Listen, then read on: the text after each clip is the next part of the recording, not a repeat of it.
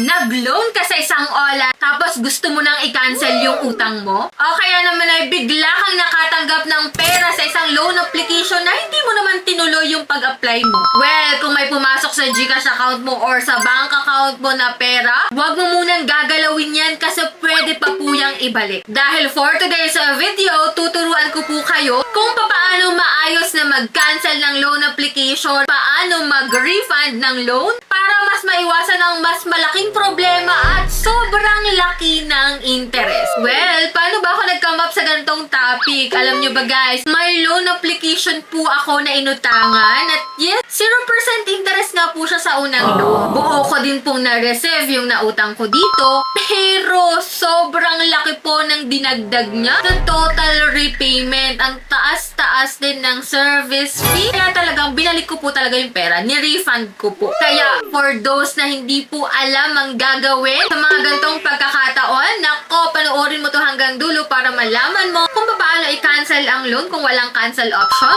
at paano mag-refund ng pera. Saan ba isi-send pabalik? Anyways, kung gusto mo na mga gantong videos para updated ka na rin sa mga bagong lumalabas na loan application, i-click mo na yung subscribe button, turn on the notification bell, and be updated sa aking mga latest uploads. So, eto na nga guys. Marami talagang nagtatanong dyan na pwede bang ibalik ang pera kahit na-disburse na to sa aking account? At mawawala ba sa aking account kapag ni-refund ko na yung pera? So, ito yung mga tanong na sasagutin natin for today's video dahil i-share ko nga dito yung experience ko sa pag-refund ko ng loan amount ko. At ito nga guys, yung kwento. Umutang po ako kay Cash Express. Remember nyo po yung vlog ko? So, dun guys, 7,000 po yung na-loan ko sa kanya, di ba? So, 30 days to pay yon. Buo ko siyang na-receive, 7,000. Yes, walang bawas po dun. Pero, nung nakita ko nga, habang sinushoot ko yung video na yon, dun ako nagulantang din talaga na, oh, ang laki pala. Kasi around 11,000 something na po ang babayaran ko sa 7,000 lang na na-loan ko.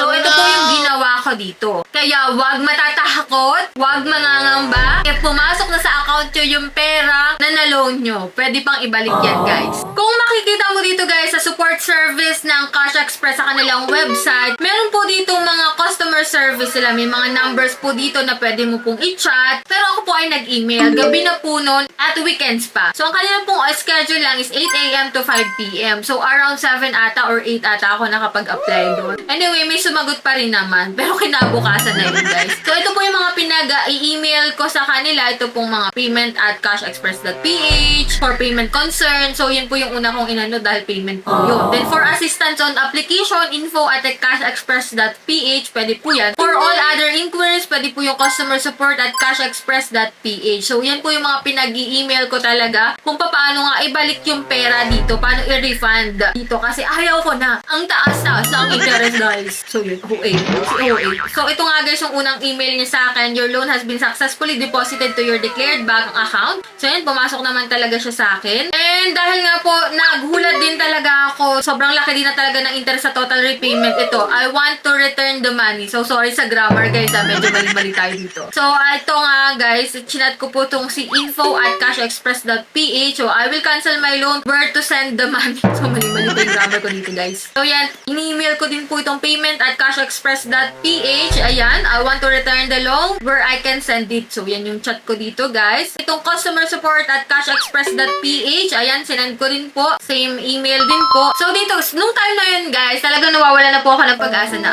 okay, hindi na ata marirefund. Walang nasagot sa email ko sa Cash Express. So, hindi ko na talaga ata siya marirefund. So, dito, guys, at that time, nung kinagabihan talaga, nanlulumo na ako kasi, ito, sige, tatanggapin ko na. I accept na nag-loan ako tapos mataas yung interest. So, yun. Kasi nakakapanlumo, 4,000 halos talaga yung dagdag nila within just 30 days. Anyway, nung kinabukasan, nagulat ako, natuwa naman ako na may nag-message sa akin na, hi, we'd like to inform you that your previous message was received outside our office hours and was therefore closed. Yun nga naman, guys, no? Chat ako ng anong oras na talaga, gabing-gabi opisina noon. Talagang siguro wala na silang office noon, wala nang agent na sasagot talaga. Pero yun, kinabukasan naman, meron naman talagang nag-email. To ensure continuity and proper handling of your concern, we've created this new conversation thread for you. So, good sila dun ha, sa customer service nila. Nasagot pala talaga sila, guys. Anyway, ito, nilagay ko yung full name ko, date of birth, registered mobile number, registered email address, total number of loan you've taken with us. So, yun, pwede namang maligay sa your total number kung hindi mo natanda. Okay lang. Basta as long as tama yung full name mo, date of birth, yung registered number, and email mo. No? So, yun, nag-send din po ako. Then, may nag-reply naman sa akin, guys, na, "Hi, Cherry! How can we help you today?" So, customer care support po yun ng Cash Express. At sinabi ko nga dito, guys, na I want to cancel now and return my loan where I can send it back. So, dito nga pala, guys, within just 24 hours lang po ang pagre-refund, ha? Kasi after 24 hours, hindi na po nila i-accept yan. Kaya, ibalik ko po kaagad-agad. So, ito nga, guys, may nag-email back sa akin, "Hi, bakit po ibabalik? Sayang naman po, approve na po ang loan nyo. Thank you." Yan, sabi ko, Tinagalog ko din, guys, kasi Tagalog. Mataas po ang interest niya, hindi ko kayang bayaran. Saan pwedeng i-send back? Yung may nakalagay dito,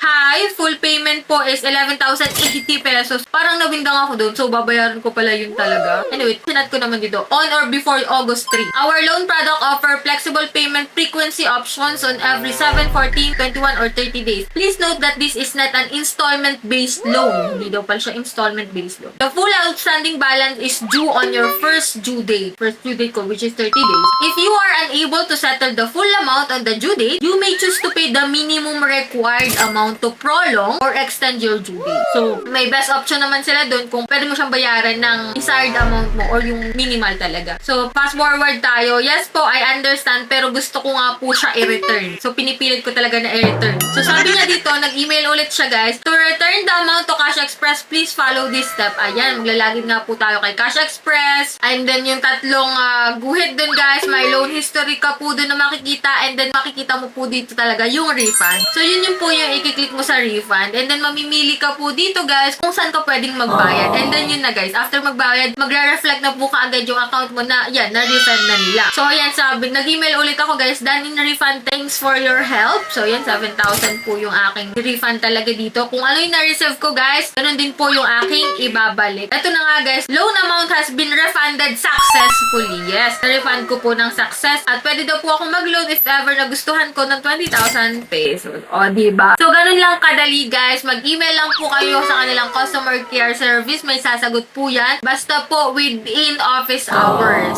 No? 8 a.m. to 5 p.m. Kung hindi na po umabot, pwede pong kinabukasan na po yan. Sasagot sila. Yun nga, guys. Kung nagbabala kayo mag-refund dito kay Cash Express, basta na within 24 hours. No? After 24 hours, wala na pong refund na nakalagay doon sa loan history niya. And that's it. Ganyan lang po kadali ang pag-cancel ng loan, pag-refund ng loan dito kay Cash Express. So, kung kayo po ay may katanungan din sa ibang loan application kung paano sila ibalik, i-comment nyo lang po dyan sa comment section at atin pong gagawa niyan ng video. Kaya, for those na hindi pa nakasubscribe sa aking YouTube channel, kindly click the subscribe button, turn on the notification bell, and be updated sa aking mga latest uploads. So, bye-bye na muna for now, guys. See you on my next video.